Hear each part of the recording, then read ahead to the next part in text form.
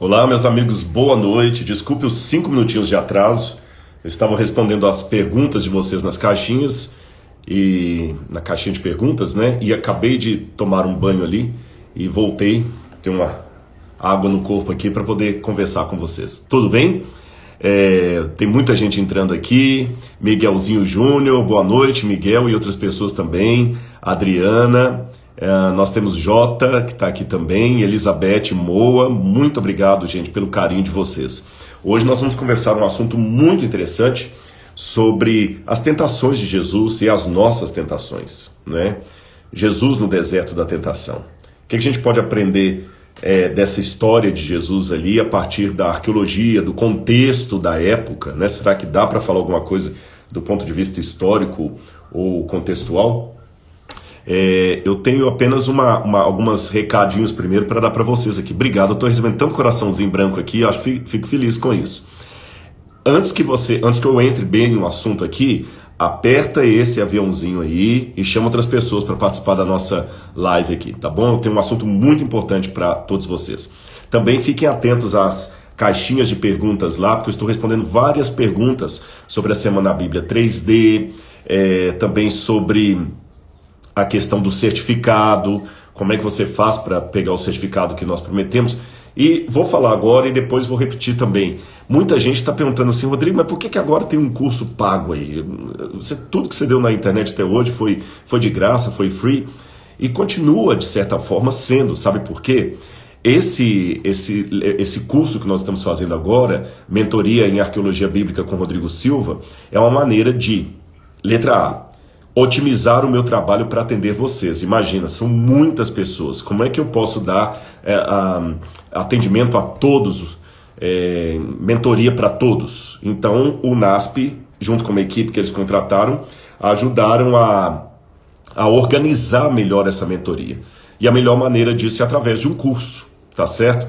Nem todo mundo tem condição de vir ao NASP e estudar comigo em sala. Então, através de um curso pela internet, eu posso chegar até você, mesmo que você esteja até fora do Brasil, viu? Até para quem está fora do Brasil, eu pensei que era só no Brasil, mas até para quem está fora do Brasil, há como participar do curso Mentoria de Arqueologia Bíblica com Rodrigo Silva. E o que você estará pagando nesse curso, além de eu poder estar com você estará ajudando a construir o Museu de Arqueologia Bíblica do NASP. Eu sempre brinco que o acervo que nós temos lá no NASP é como se fosse uma Ferrari sem garagem. Hoje mesmo eu gravei um story na porta do museu ali para incentivar você a participar. Então esse curso aqui é um investimento que você faz em si mesmo, e também nesse empreendimento cultural do NASP, que é o Museu de Arqueologia Bíblica do NASP, com um acervo maravilhoso, mais de 2.000 peças, 98% delas, eu posso dizer, originais, vindas de Israel, com certificado, de outros países ali, trazendo um pouquinho da Terra Santa até o Brasil. E você fala, puxa vida, eu fiz o curso com o Rodrigo Silva e ainda ajudei na construção do museu. Eu poderia muito bem não fazer esse curso e o meu salário do NASP está garantido ali, só com as aulas que eu dou no NASP. Mas eu fiquei feliz que o NASP me permitiu fazer esse curso para vocês. Tá certo? Agora, abrindo o coração aqui, é a primeira vez que eu faço um curso dessa natureza e coloco propaganda. Eu não sei quando eu vou fazer outro. Não posso prometer, não posso garantir. Eu sou um funcionário do NASP, eu trabalho para o NASP. Não sei se eles vão permitir outro curso, porque esse curso aqui está sendo dado com as minhas aulas lá. Não posso faltar as aulas do NASP. Então não sei quando é que eu vou dar outro curso deles. Então se você quer aproveitar a oportunidade para que eu possa ser o seu mentor, é agora, tá bom? Ah, mas será que você não vai ter outro ano que vem? Não sei. Depende do NASP, depende da minha agenda que é complicada. Dessa vez nós já fizemos um arranjo para que eu pudesse estar com vocês. Aí o pessoal me informou também que as inscrições são até sexta-feira. Eu não sei que horas na sexta-feira, mas na sexta-feira vão encerrar as inscrições desse curso. Então é a sua chance. E de quebra, para incentivar você a fazer esse curso, Mentoria de Arqueologia com o Rodrigo Silva, eu conversei com o pessoal ali e tal, e a gente conseguiu alguns mimos para você. Quer saber quais? Bom, se você se inscrever no curso, você poderá estar concorrendo, eu vou começar de trás para frente, a um kit com os meus últimos livros que eu publiquei. Tá bom? Escavando a Verdade, o Ceticismo da Fé, a Bíblia de Aleph a Ômega, a Enciclopédia Histórica da Vida de Jesus. Você pode ganhar um kit com todos os meus livros ali, autografado e enviado até sua casa. Ou também você pode ganhar uma bolsa de estudo 100% para fazer a pós-graduação em Arqueologia no NASP. Ou ainda você pode ganhar uma viagem comigo pelo Oriente Médio.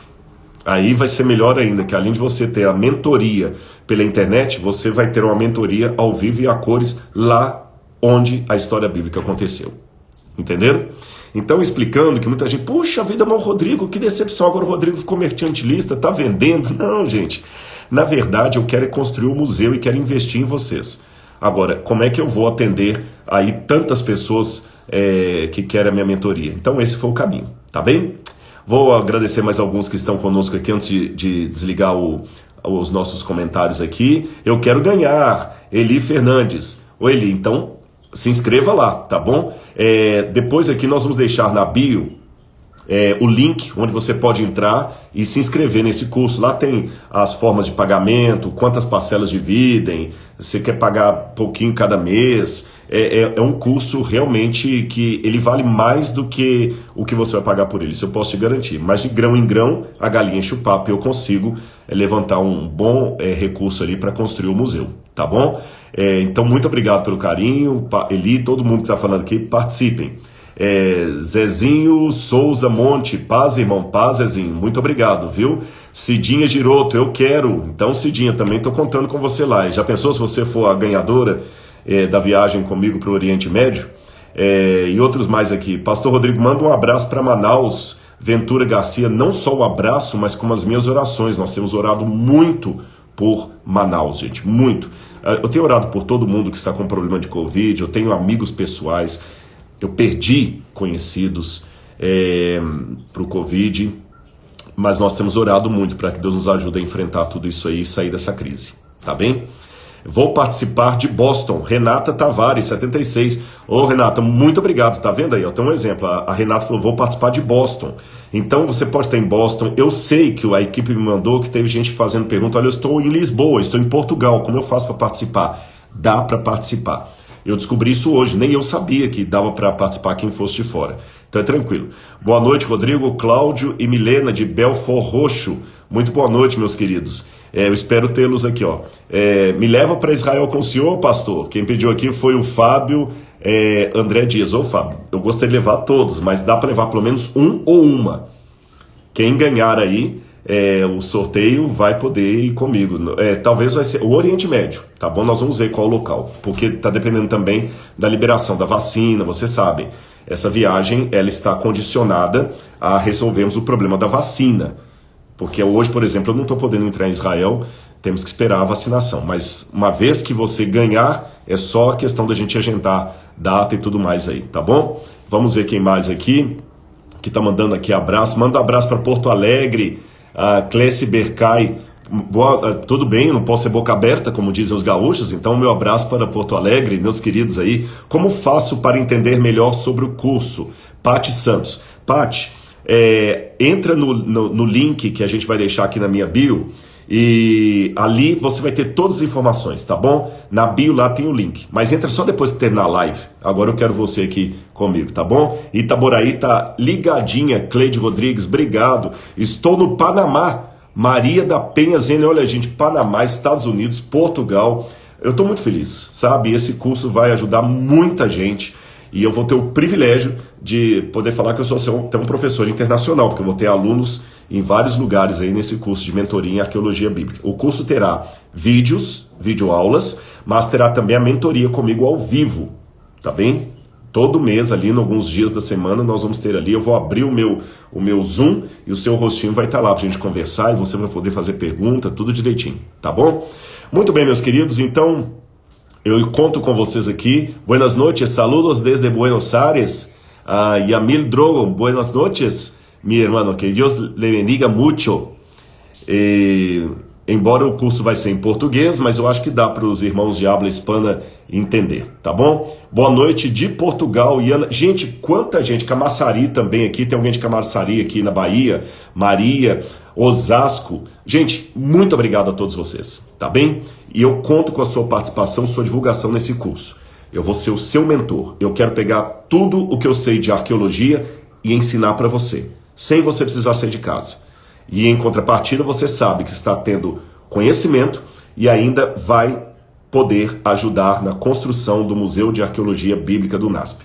Quando o museu estiver pronto e inaugurado, você vai falar assim, pois é, a minha mensalidade ajudou, mensalidade ou a inscrição ali, se você quiser dividir ou pagar de uma vez, ajudou a construir um pedacinho daquele prédio ali. E de quebra, você ainda pode concorrer aí a uma viagem comigo para o Oriente Médio, a um kit dos meus livros ou a uma bolsa de estudos no NASP na pós-graduação em arqueologia.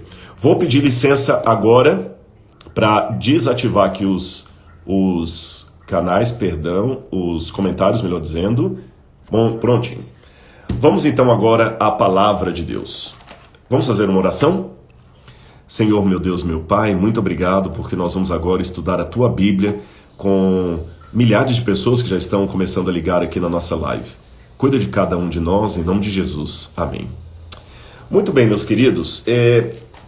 Eu tenho conversado muito sobre psicologia com amigos da área de saúde mental e eu tenho visto como as pessoas às vezes são presas, prisioneiras de uma biografia que o outro escreveu para ele.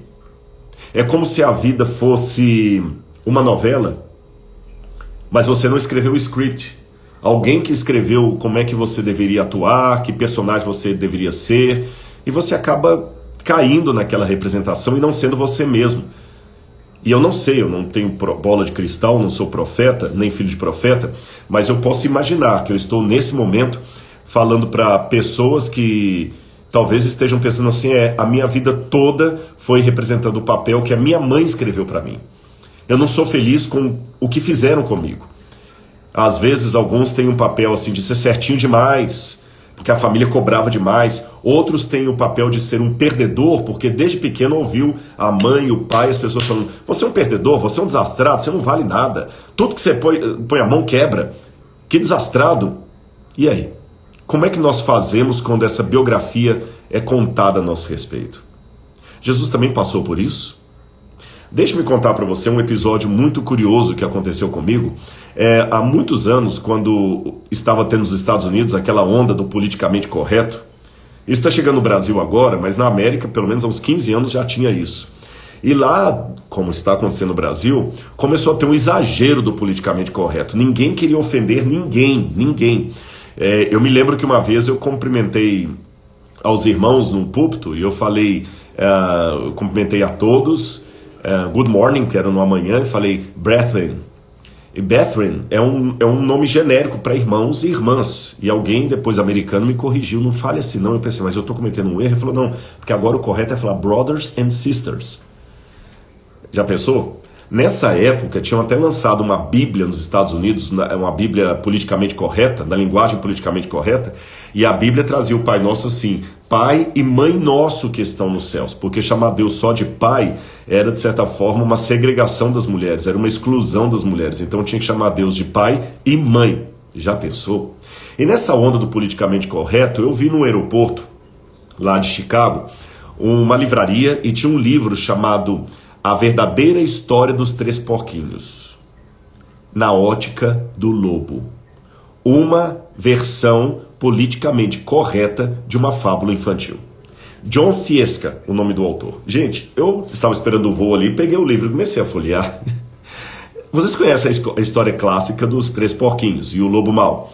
Eram três porquinhos, cada um tinha uma casa de palha, uma casa de madeira e uma casa de alvenaria. O lobo chegou, soprou a primeira casa, ela caiu, soprou a segunda, ela caiu, a terceira ele não conseguiu derrubar e os porquinhos acabam vencendo o famigerado lobo mau. Mas, nesse livro de John Sieska, ele começa no prefácio dizendo que, pela linguagem politicamente correta, não é certo nem ético ficar tratando o lobo como lobo mau. O lobo não é mau, o lobo é bonzinho. O lobo é uma vítima da sociedade. Parece até que estou falando de situações de hoje, mas não, isso tem mais de 15 anos. E ele falou, vou contar para vocês a verdadeira história dos três porquinhos na ótica do lobo. Aí ele começa, eu sou o lobo bom, vulgo lobo mau. Eu moro com a minha mãezinha e ela, tadinha, tem problema de asma. E perto de nós moram 3 porcos. Um que é rico, por isso mora em casa de alvenaria. Um que é mais ou menos, mora em casa de madeira. E um outro que não gosta de trabalhar, não faz nada, bem vagabundo, por isso muito pobre, que mora numa casa de palha. Esses 2 da casa de palha e de madeira estavam tramando para morar de favor na casa do irmão rico de alvenaria. Aí um dia eu dei a chance que eles precisavam. Eu fui buscar um pouquinho de açúcar para fazer um chazinho para minha mãe, que estava passando mal, e quando eu bati na porta do primeiro, como eu tenho asma, eu fiquei ofegante, ele derrubou sua própria casa, colocou a culpa em mim, correu para a casa do outro, o segundo também derrubou a sua casa, colocando a culpa na minha asma, e o terceiro comprou a ideia, e você sabe o resto da história. Eu passei para a história como lobo mau. Mas eu sou um lobo bom, que só queria um pouquinho de açúcar para fazer chá para minha mãezinha e sofria de asma. Depois o meu voo chegou e eu nem continuei lendo o livro ali, era todo ilustrado. Mas eu comecei a pensar naquilo ali. Ninguém acreditaria na versão do lobo em se tratando de uma fábula infantil. Mas, falando da vida real, será que nós muitas vezes não temos também a nossa vida, a nossa história recontada na ótica do lobo? Só que bem diferente dessa crônica bem-humorada de João Ciesca, na ótica do lobo mau da nossa vida, estou falando do diabo, a nossa história é muito bem contada. Ele tem argumentos muito bons para apresentar contra nós. E ele sempre está recontando a sua história. Você aí que está me ouvindo, na ótica dele. E Jesus também teve isso. Jesus teve a sua história contada na ótica do lobo, com argumentos muito bons. E eu que sou uma pessoa que admiro bons argumentos, intelectualidade, eu fiquei pasmo ao ver como o diabo é lógico e intelectual nas argumentações dele, e talvez ele está usando essa argumentação com você. Se você tiver uma Bíblia aí perto, porque eu sei que o celular talvez você está usando para ouvir a minha live aqui, abra a Bíblia em Mateus capítulo 4. Eu vou ler com você aqui essa questão da tentação de Jesus. A Bíblia diz assim: a seguir, depois de ter sido batizado, Jesus foi levado pelo Espírito ao deserto para ser tentado pelo diabo. Bom, isso aqui já começa a soar estranho para mim. Jesus tinha acabado de ser batizado. E já que eu tenho que falar aqui da cultura do Oriente Médio, da geografia para facilitar o entendimento do texto bíblico, como nós fizemos na Semana Bíblia 3D, eu vou falar aqui da geografia. Hoje, 65% mais ou menos de Israel é desértico. São desertos, tá bom? Deserto. Você tem o deserto do Negev, você tem o deserto de Arava e você tem o deserto da Judeia. Os 3 principais desertos de Israel. Arava, Negev, e que fica mais ao sul, por isso que a palavra Negev em hebraico significa sul, e Arava. Araba melhor. Né? Arava é amor. Araba é o nome do deserto. Jesus ficou no deserto da Judeia. E quando eu vou com os grupos ali, e se você for comigo, você vai conhecer esse lugar, quando tem um lugar onde eles mostram um sítio batismal, lá no Yardenit, lá no norte, na Galileia. É muito bonitinho lá, florido, tudo limpinho. Só que eu falo com o pessoal, não foi aqui que Jesus foi batizado. Lá é o Rio Jordão, mas não foi aqui. Vocês querem conhecer onde Jesus foi batizado? Aí geralmente eu levo o grupo num lugar chamado Kaiser Yehud, que fica ao sul, de frente do deserto da Judeia, e esse lugar faz fronteira com a Jordânia. É um lugar feio, no meio do deserto, o rio lá é lamacento, ele é mais estreito, e foi próximo dali que aconteceram alguns episódios bíblicos interessantes, perto desse local onde eu levo ali na Judeia. Foi próximo dali que Josué atravessou o Rio Jordão com o povo e deu de cara com Jericó, com quem ele batalhou. Foi próximo dali que Naamã foi mergulhado para curar da lepra. E você lembra, no episódio de Naamã, ele fala o seguinte: puxa vida, eu tenho tantos rios bonitos lá de onde eu vim, na Síria, e eu vou mergulhar nesse rio lamacento aqui. E ali você entende isso, porque o rio é lamacento mesmo. E em terceiro lugar, ali você tem, na minha opinião, o local mais provável do batismo de Jesus. E quando você sai da água do rio, você dá de cara para o deserto. Se a gente sair da água do rio ali, onde o rio tem, eu ando talvez uns 500 metros, meio quilômetro, ou quase 1 quilômetro, vamos colocar quase 1 quilômetro, eu já estou no deserto. O rio vai se afastando e eu já vejo o deserto e próximo algumas montanhas que tem ali, que até são apelidadas de Monte da Quarentena, porque são os montes mais altos que tem ali na região. E alguns presumem que foi ali que o diabo levou Jesus, que nós vamos chegar a esse ponto, diz que ele levou Jesus a um monte muito alto, onde ele mostrou a Jesus todos os reinos do mundo e a glória deles. Mas isso aí está lá na frente. Vamos voltar. Esse lugar inóspito me faz entender geograficamente esse texto de Jesus. Porque quando Jesus saiu da água, logo ele já estava no deserto. E realmente bate com o que está aqui. É lógico que, imediatamente, entre ele sair da água e o deserto, teve pelo menos uns 2 dias. Porque a Bíblia fala que Jesus, no Evangelho de João, fala que ele foi batizado por João Batista. Depois que ele foi batizado por João Batista, ele foi para uma casa que ele estava morando. Provavelmente a casa deveria ser do outro lado, em Betânia, do lado do Jordânia hoje. Porque ali tinha casas. Do lado de cá, em Israel, não havia casas. Havia vilas ali. Então Jesus deve ter morado, alugado alguma casa ali. 2 discípulos de João Batista seguem Jesus. E Jesus pergunta: o que vocês estão procurando? Eles perguntam: Rabi, onde é que o senhor está morando? Ele fala: venham e vejam. Eles foram para a casa que Jesus estava morando. Então era do outro lado do rio. Interessante, Jesus morou onde hoje é a Jordânia. Então, uns 2, 3 dias depois, Jesus se despediu desses discípulos, passou para o lado de cá, entrando novamente no Rio Jordão, porque você tem que passar pelo rio, e já deu de cara com o deserto. Qual é a sensação? Gente, quando a gente está ali no deserto, eu entro no rio, é gostosa a água fresquinha, principalmente quando eu vou no verão, lá em julho.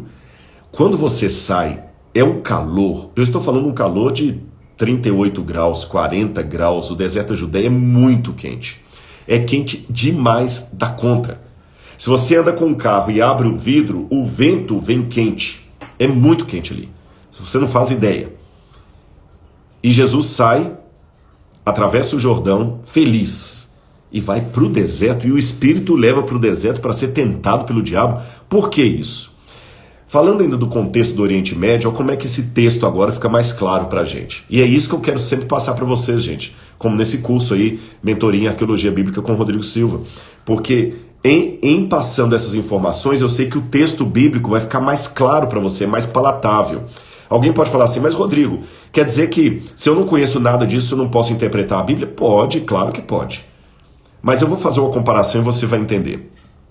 Você pode ir de Campinas para São Paulo num carro, num Gol velho, sem ar-condicionado, num dia que estiver muito quente? Pode.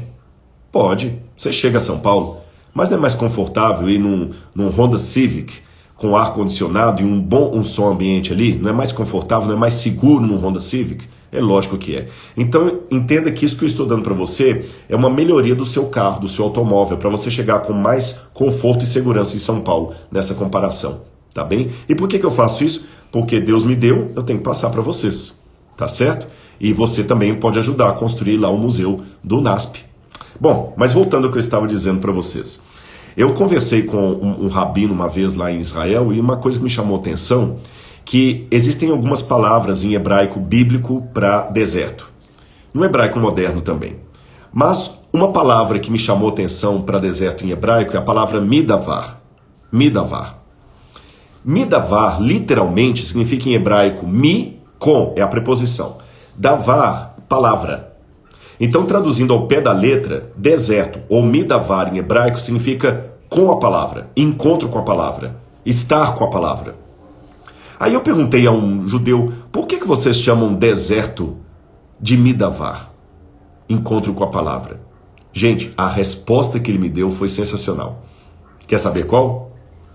Ele falou assim: é que o deserto, Rodrigo, é o único lugar silencioso bastante e de provação o bastante para que você possa ouvir a voz de Deus sem o ruído e o conforto da cidade. Interessante, né? Sem o ruído e o conforto da cidade. Eu acabei de falar para vocês numa comparação que eu gostaria de criar um conforto para você chegar mais rápido em São Paulo, na minha analogia do carro. Mas muitas coisas da vida eu aprendo, muitas é quando eu leio a Bíblia assim, exegeticamente, arqueologicamente, com contexto para passar para as pessoas. Mas muitas coisas eu leio na vida, no dia a dia. E aí eu percebi, realmente, o deserto é um lugar silencioso e ao mesmo tempo de provação. Porque ali, meus queridos, toda vez que eu estive no deserto, eu nunca estive no deserto sozinho. Todas as vezes que eu estive no deserto, foi com um guia, com alguém, porque você cair sozinho naquilo ali, você morre em menos de uma semana, a menos que você saiba andar naquilo ali. É muito complicado. Eu me lembro uma vez que eu estava no deserto de Baiuda, que faz parte do Saara, e à noite a gente deitou assim no chão, e eu comecei a ver as estrelas no céu. Gente, que coisa maravilhosa. Nem quando eu fui ao planetário, lá em Washington, eu vi tantas estrelas como eu vi naquele dia ali. Parecia que alguém tinha jogado um monte de tinta no céu assim. E quando o sujeito que estava comigo desligou a caminhonete que a gente estava, gente, que breu. Não dava para ver nada. Eu não vi o meu colega, não via nada, só vi o céu. Muito lindo e ao mesmo tempo muito assustador. E eu comecei a entender a partir da resposta do judeu, das vezes que eu passei no deserto, da geografia do deserto, por que na Bíblia, sempre que Deus está preparando um homem ou uma mulher para uma grande missão, Deus acaba movimentando os elementos da história para jogar essa pessoa num deserto. Veja se não é assim. Abraão, para chegar na terra prometida, ele teve que passar por um deserto. Porque quando você pega o mapa, Abraão veio lá de Padã Arã, passou pela Síria, veio aqui por trás, depois veio parar no deserto. A própria cidade de Canaã era um deserto que os judeus tinham que transformar, os hebreus tinham que transformar. Vamos mais adiante. Jacó, quando estava lutando com o anjo, quando estava fugindo do seu irmão, ele teve que passar um tempo no deserto. E às vezes isolado. Às vezes em conjunto, às vezes isolado. Há momentos em que Abraão passou pelo deserto com sua família, mas houve momentos que ele teve que estar sozinho no deserto, ele e Deus. Lembra quando ele foi sacrificar Isaac? Outro exemplo, Moisés. Deus queria preparar Moisés para uma grande missão. Tirou Moisés do conforto do Egito e levou Moisés 40 anos no deserto, para que ele pudesse aprender muita coisa e desaprender muita coisa. Elias, quando falou que não choveria em Israel e ele foge da Jezabel, ele vai parar lá no deserto do Horebe, lá no atual Egito. O próprio povo de Deus é descrito em Apocalipse capítulo 12 como sendo uma mulher vestida de sol que passa 1260 anos, ou dias proféticos, no deserto. E para terminar meus exemplos aqui, Paulo, que quando converteu foi ficar 3 anos no deserto da Arábia.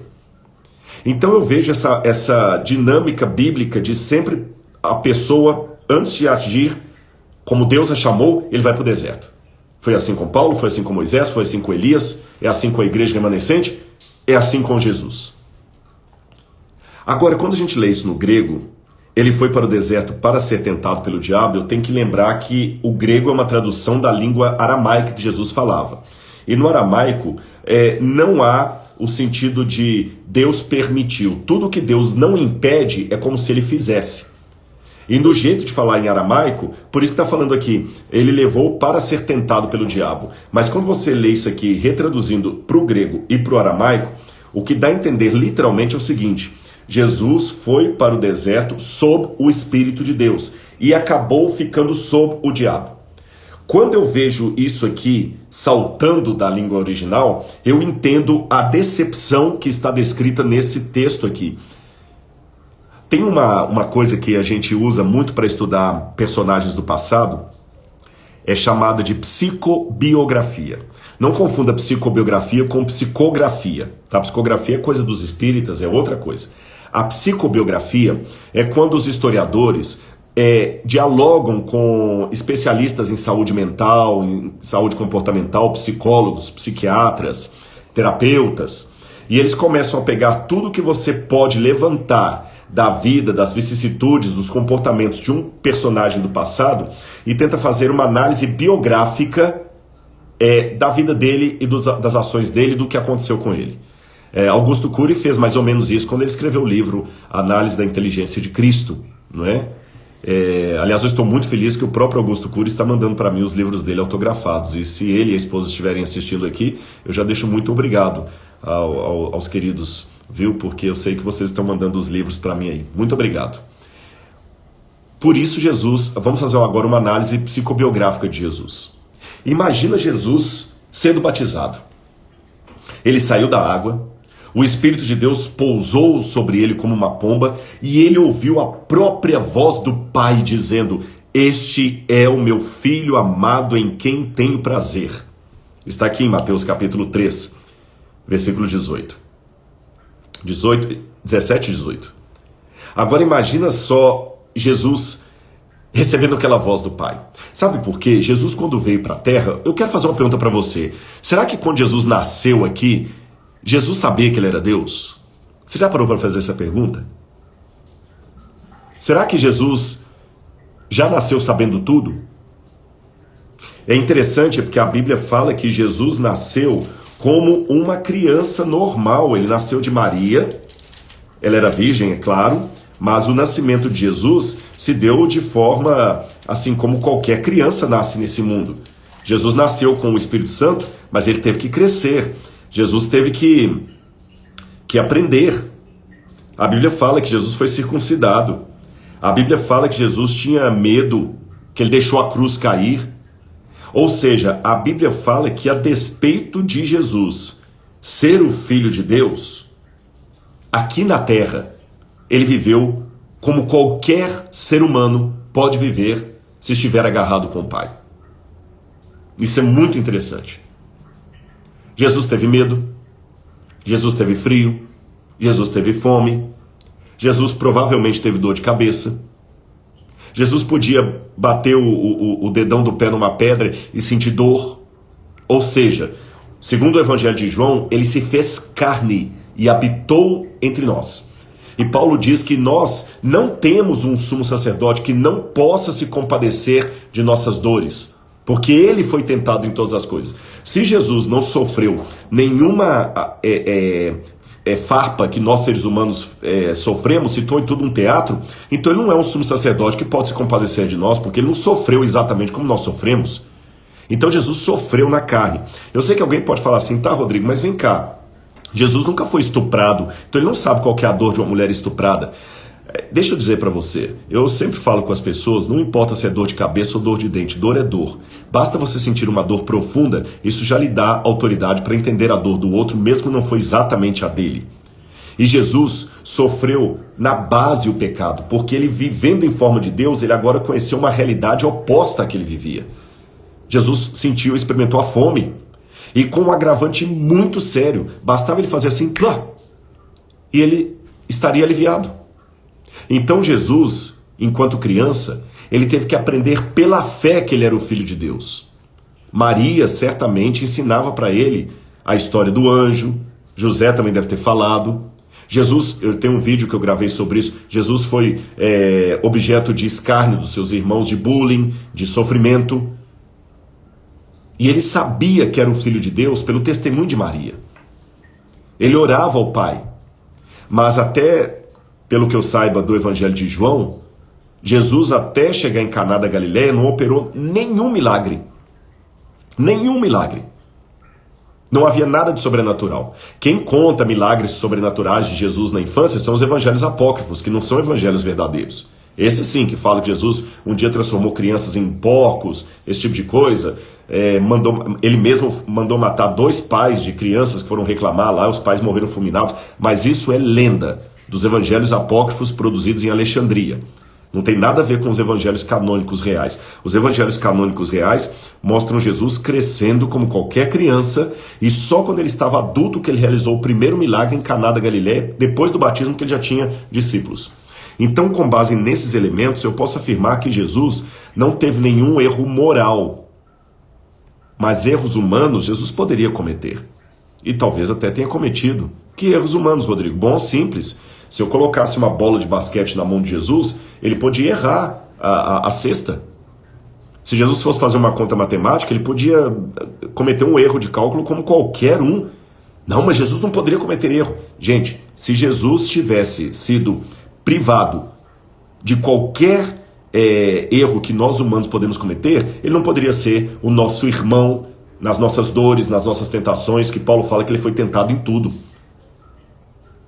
Aí, nesse intento, a primeira vez que ele ouviu uma confirmação para a crença de que ele era o Filho de Deus foi no batismo. Não há nenhum indício bíblico que o Pai tenha aparecido antes para ele ou sequer um anjo. Foi no batismo. No batismo não havia mais margem para dúvida. Ali, pela primeira vez, o Pai falou: este é o meu Filho amado em quem me comprazo. Jesus deve ter saído da água, aí vem a psicobiografia, radiante, pulando, alegre, com o frescor daquela água aí. Ficou uns 2, 3 dias com os discípulos de João ali, pregando para eles. Depois ele vai para o deserto e a voz do Pai desaparece. E quem aparece? O diabo. E a Bíblia fala que Jesus foi jejuar, como aliás tem que ser a vida de muitos de nós crentes. A gente já não jejua mais, vocês perceberam? Pelo menos não jejuamos como deveríamos. Houve vários heróis e heroínas de Deus que jejuaram. Daniel jejuou. Temos que jejuar e orar. Tem alguma casta de demônios que não sai senão através do jejum e da oração. E Jesus jejuou para nos dar o exemplo. E depois de 40 dias jejuando, ele teve fome. Óbvio. Então o tentador, aproximando-se, lhe disse: se você é o Filho de Deus, manda que essas pedras se transformem em pães.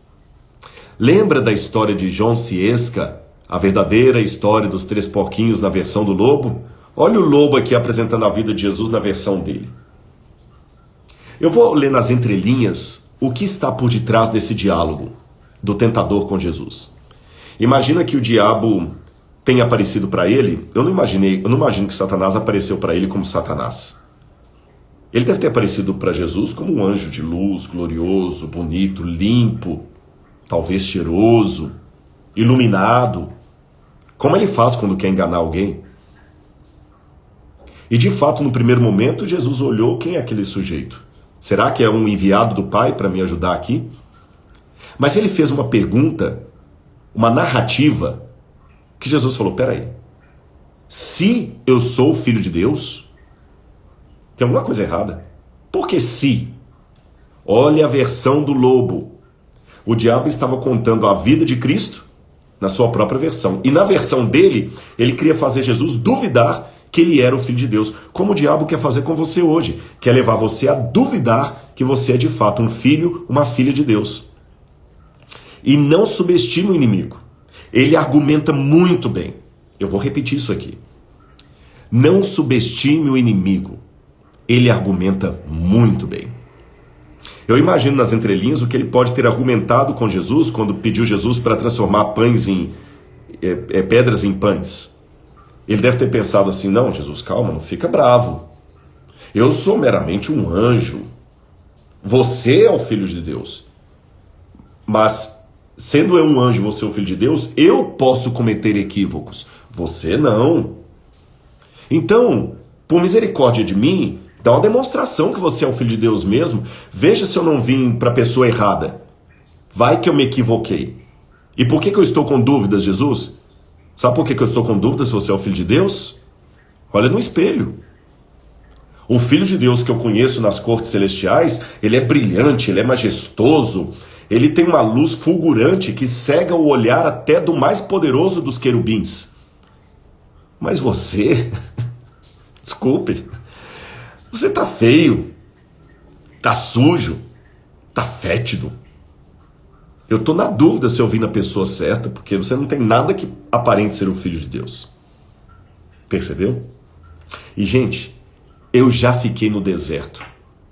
A vez que eu fiquei mais tempo no deserto, foram quase 15 dias, não chegou a tudo isso, mas quase 15 dias. Quando eu voltei para Khartoum, que era a capital do Sudão, e fui tomar meu primeiro banho depois de dias, gente, eu entrava na banheira assim, uma casa muito simples da missão adventista ali, eu ficava esfregando o cabelo. Imagina se fosse uma mulher com cabelo grande. Eu fiquei até pensando nisso. Gente, a água saía da cor dessa tampinha aqui, ó. Porque o deserto lá, a terra é vermelha, sabe? E não parava, não parava, não parava. E olha que eu esfreguei. E mesmo assim, depois que eu fui deitar, às vezes eu coçava a cabeça assim, ainda sentia uns grãozinhos de areia.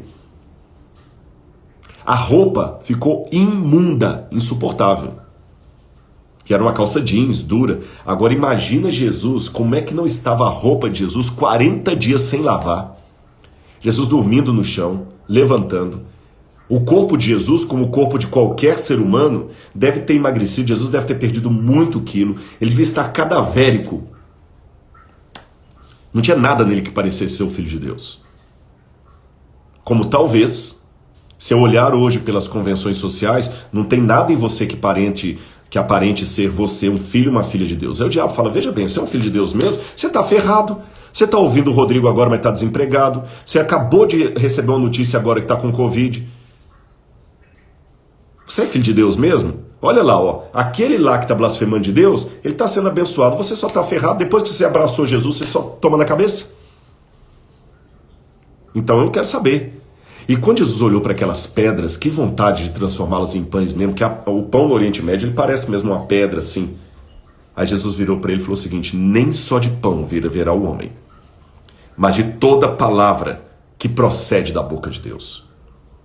É interessante que em grego tem dois termos para a palavra. Você tem o termo rema, que é a palavra pronunciada, e tem logos, que é a palavra escrita, formatada de alguma forma. Por exemplo, se eu pronuncio Bíblia, isso é rema, pronunciei.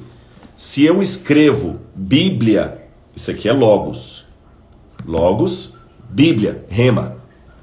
E Jesus fala assim, nem só de pão viverá o homem, mas de todo rema que sai da boca de Deus.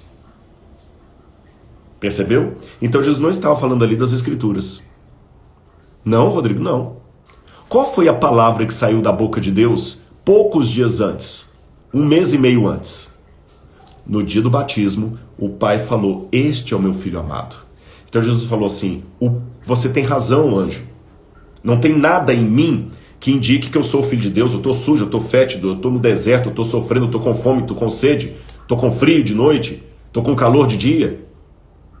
Mas o Pai falou que eu sou o Filho dele. E se o Pai falou, o Pai não mente. O diabo, percebendo que Jesus não... Ele queria primeiro tentar Jesus a independência de Deus. Mas percebendo que Jesus era fiel, ele teve uma outra estratégia. Olha o que a Bíblia fala. Então o diabo levou Jesus à cidade santa e colocou no pináculo do templo. Aí eu fico pensando, peraí, a Bíblia fala que o diabo levou Jesus à cidade santa. Ela não diz que o diabo fez parecer que Jesus estava na cidade santa. Ele levou mesmo. E para ele levar Jesus, tem que ser um levar físico. Porque para ele produzir em Jesus, na mente de Jesus, a sensação que Jesus estava na cidade santa, quando de fato ele não estava, fica esquisito, parece que o diabo criou uma ilusão e iludiu Jesus, como uma droga faz com um drogado que vê alguma coisa que não existe. E a Bíblia não fala que o diabo fez parecer que Jesus estava lá. Também não acredito que ele poderia criar uma ilusão de ótica que enganasse Jesus. Ele não teria capacidade para isso. Então eu chego a crer que isso aqui foi literal. O diabo pegou Jesus no colo e Jesus estava tão fraco que não resistiu nem ao voo de Satanás. Já pensou? Ser carregado nos braços pelo diabo? Aquele que tinha poder para expulsar demônios, nesse momento, não poderia resistir ao colo do diabo. Que inversão, que paradoxo. E o diabo coloca no pináculo do templo. Quando você vê o mapa de Jerusalém, no curso de mentoria, eu vou mostrar mapa de Jerusalém para vocês, para ficar mais fácil essas explicações. Você vê o pináculo do templo onde era o lugar mais sagrado. Então o diabo colocou Jesus lá. E ele deve ter perguntado para Jesus, Jesus, onde você está? No templo. Muito bem. O que o Pai falou que os judeus deveriam fazer antes de entrar no templo? Se purificar, se lavar, vestir vestes novas, brancas, lavadas. Qualquer situação fora disso seria desrespeito com o templo. Então, bingo, você está desrespeitando o templo de Deus. Você está em pecado. Vou te dar uma dica, Jesus. Pula daqui abaixo. Pula, pula, pula. Que aí o pai, e olha que o diabo ainda usou a Bíblia com ele, usou o Salmo, porque está escrito lá que aos teus anjos dará ordem a seu respeito e eles te sustentarão para que você não tropece em pedra nenhuma. Assim como eu te carreguei até aqui, os anjos de Deus vão te segurar pela mão na hora que você estiver caindo, porque o pai vai ver que você pulou porque você queria parar de profanar o templo de Deus. Viu? Aí, nesse momento ele queria colocar em Jesus uma culpa que não era para Jesus ter. E o diabo trabalha com dois extremos emocionais aqui. Para algumas pessoas ele coloca anestesia. A pessoa não se sente culpada de nada. Ele pode cuspir na cruz, que para ele tanto faz como tanto fez. Ele não se sente culpado de nada. Em contrapartida, no outro extremo, outras pessoas sofrem constantemente por uma culpa que parece que jamais será sanada. Aí Jesus falou para ele: também está escrito, não porás à prova o Senhor teu Deus. Você está querendo questionar o que o pai falou. E agora você me colocou aqui, não foi eu que vim. E você está querendo criar provas para eu provar o que Deus falou. O pai falou lá no batismo que eu sou o filho dele. Você não vai me colocar dúvida sobre isso, mesmo me colocando numa situação estranha aqui no templo. Aí o diabo leva Jesus a um monte muito alto. E lá mostra-lhe todos os reinos do mundo e a glória deles. Esse mostrar todos os reinos do mundo pode ser uma hipérbole, porque como é que o diabo ia mostrar todos os reinos do mundo? Não dava para lá de cima do monte Jesus ver os Estados Unidos, não dá para ver a Rússia, nem o diabo não pode prever o futuro, nem Roma. Mas esse aqui é uma hipérbole, por inclusão, é quando eu falo assim, todo mundo foi lá em casa. E quando você sobe no alto do monte da quarentena ali, você vê realmente Jerusalém lá em cima, você vê o Mar Morto lá na frente, você vê a Jordânia, você vê várias cidades, você vê Jerusalém. E Jerusalém era para ser o coração da nação, do mundo. Isaías tinha uma promessa: as nações andarão sob a tua luz, ó Jerusalém. Então, ao ver Jerusalém, Jesus viu todos os reinos do mundo e o diabo tirou a máscara. Sou eu mesmo, Lúcifer. Agora vamos abrir o jogo. Eu vou te devolver tudo isso. Eu sei que você veio para tomar de volta o mundo para você. Mas vamos parar com essa guerra. Não precisa enfrentar a morte não, nem a dor. Eu te devolvo tudo. Mas olha, tadinho de mim, eu só queria ser Deus por um pouco e nunca consegui. Proste, ajoelhe e me adore só por um minutinho, só para eu sentir um pouquinho o que é Deus. Depois você pode pegar tudo para você. Ele tentou Jesus aqui com um caminho mais fácil. Aí Jesus vira e fala assim: vai-te, Satanás, porque está escrito, adore o Senhor seu Deus e preste culto somente a Ele. Com isto, o diabo deixou Jesus e eis que vieram os anjos e o serviram. Mas é interessante que quando você lê esta mesma passagem no outro evangelista, no Evangelho de Marcos, capítulo 1, versículo... Lucas, capítulo 4, versículo 13. Deixa eu ver se eu vou achar aqui. Lucas, capítulo 4, versículo 13. Tem uma nota que Mateus não contou. Lucas colocou assim, olha. Lucas 4, verso 13. Tendo concluído todas as tentações, o diabo afastou-se de Jesus até momento oportuno. Ou seja, o diabo não tira férias. Mas se você, como Jesus, o repreender, ele irá embora. E sabe qual foi a maior demonstração de fé de Jesus? E com essa eu termino a minha reflexão nessa noite. A maior demonstração de fé em Jesus, sendo que eu falei com vocês que o que Jesus fez foi por um ato de fé ligado ao Pai. Jesus fez o que qualquer ser humano poderá fazer se estiver imbuído do Espírito Santo de Deus. Ele curou, muitos profetas curaram, ele andou sobre as águas, o machado de Eliseu também flutuou, ele multiplicou os pães, Moisés também fez o maná cair no deserto. Agora, a maior prova de fé que Jesus deu não foi esse. Não foi ressuscitar Lázaro, foi ter a certeza que o Pai não ia aprontar com ele no final, mesmo que ao longo de sua trajetória, muitas evidências, eu gosto dessa palavra, parecessem supor que o Pai o havia abandonado. Então eu termino a minha reflexão sobre Jesus no deserto dizendo o seguinte: meu querido, minha querida, meus amigos, meus irmãos, minhas irmãs, se você está atravessando o deserto da provação, da tentação, nunca esqueça disso. Mesmo que todos os indícios indiquem que você é um perdido, uma perdida, um loser, você ainda é um filho, uma filha de Deus. Por que eu sei disso? Porque o Pai falou. Mas, Rodrigo, está acontecendo tanta coisa na minha vida. Você está atravessando um deserto. O Pai falou. Confia no Pai. Ter a convicção de que o Pai não vai aprontar comigo no final. Esta é a maior demonstração de fé que alguém poderia ter. Pense nisso com carinho. E muito obrigado por sua ajuda, muito obrigado por suas orações, muito obrigado por suas observações. Nós estamos terminando essa live aqui com mais de 5.400 pessoas. Fora aquelas que assistirão a live que eu vou deixar gravada.